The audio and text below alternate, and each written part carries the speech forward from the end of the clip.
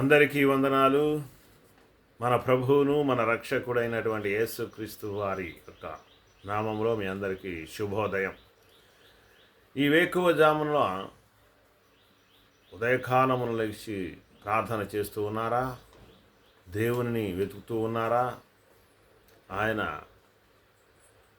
ఆయనను కనిపెడుతూ ఉన్నారా? ప్రార్థన అనగా దేవునితో సహవాసం. ప్రార్థన అనగా దేవునితో మాట్లాడటం. ప్రార్థన అనగా ఆయనతో స్నేహముగా ఉండటం. నీ యొక్క కుటుంబంలో ఉన్నటువంటి యొక్క విలువైనటువంటి యొక్క బాధ్యతలు, నీ కుటుంబంలో ఉన్నటువంటి నీ బిడ్డల కొరకు, ఆ యొక్క నీ పరిస్థితుల కొరకు, నీ శారీరకమైనటువంటి యొక్క బలహీనతల కొరకు, మరి లోకాన్ని నువ్వు జయించాలి అని అంటే ప్రార్థన నీకు ఆయుధముగా ఉండాలి. ఈ ప్రార్థన చాలామందిని మార్చుతుంది, వాళ్ళ జీవితాన్ని చక్కపరుస్తూ ఉన్నది. నిర్లక్ష్యం చేయకుండా వేకువజామున ఎవరికి మెలకువ రాదు, కానీ యేసు ప్రభు వారు అంతటి వారే వేకువజామున తెల్లవారుజామున 3 గంటలకి వేకువజామున అంటే మనకి జాములు 4 ఉన్నాయి. ఆ జాములు సాయంత్రపు వేళ 6 గంటల నుండి 9 గంటల వరకు ఒక జాము, 9 గంటల నుండి 12 గంటలకు రెండవ జాము, 12 గంటల నుండి 3 గంటలకి మూడవ జాము, 3 గంటల నుండి 6 గంటల వరకు నాలుగవ జాము. మీరు ఇన్ని జాములు లేచి ప్రార్థన చేయకపోయినా పర్వాలేదు, కానీ వేకువ జామున 3 గంటలకు లెగిసి ఆయన యొక్క సన్నిధిని వెతకాలనేటటువంటి ఆలోచన కలిగి ఉంటే అది నీకు, నీ బిడ్డలకు, నీకు, నీ కుటుంబానికి ఆశీర్వాదకరం. యేసు ప్రభువారు వేకువజామునే లెగిసి ప్రార్థన చేసేవాడు. ఎవరి కొరకు చేసేవాడు తెలుసా? మన కొరకే చేసేవాడు. ఎందుకంటే సరైనటువంటి మార్గంలో సరైనటువంటి మంచి మనసు కలిగి, ప్రేమ కలిగి ఉండటానికి, బిడ్డలు దారి తొలగిపోకుండా ఉండటానికి ఆయన మన కొరకు ప్రార్థన చేశాడు. చివరికి శిలువపై మరణించేటప్పుడు కూడా, తండ్రి వీరేమి చేయుచున్నారో వీరిని ఎరుగరు గనుక వీరిని క్షమించమని ప్రార్థన చేసి చనిపోయాడు.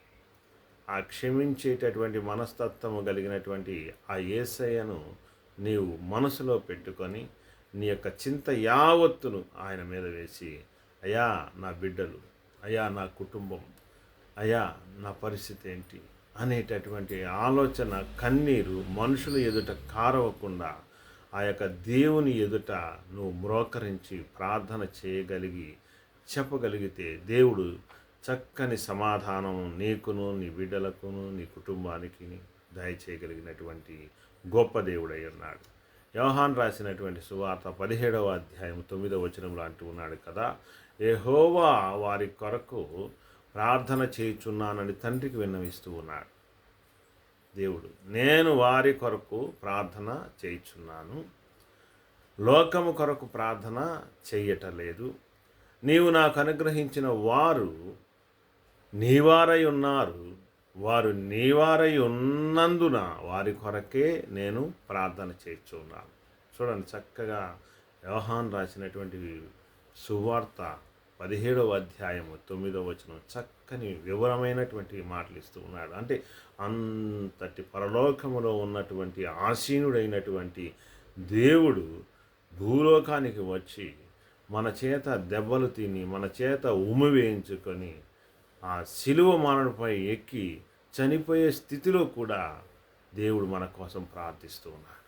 ఎందుకంటే మంచి మనసు కలిగి దేవుని రాజ్యానికి వారసులవుతారని. ఈ లోకానుసారమైనటువంటి జీవితంలో జీవించి నశించిపోయే వాళ్ళు చాలా ఉన్నారు. ఎందుకు బ్రతుకుతున్నామో తెలియదు, ఎందుకు జీవిస్తున్నామో తెలియదు. ఒక గమ్యానికి ఒక గురి లేదనమాట. మన గురి యేసయ్య అయి ఉండాలి.